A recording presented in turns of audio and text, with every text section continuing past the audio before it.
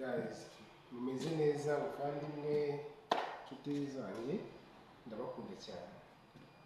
Hari ikintu nashaka kuvuga kubabwira cyiza kandi cy'ingenzi. Urukundo si amagambo, urukundo habamo n'ikintu bita igikorwa ugomba gukora.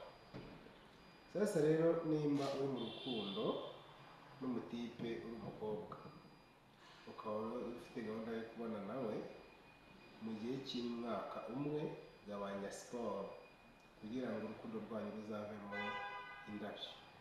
Benshi rero barimo barahomba kubera muri siporo menshi abakobwa barimo, ugasanga ageze igihe cyo gushyingirwa, arashyingiwe birangiye abyaye, cyangwa se ajya kubyara bikagorana bakamubaga, cyangwa se indi ikavamo kubera ibintu by'amasiporo yakoze cyane.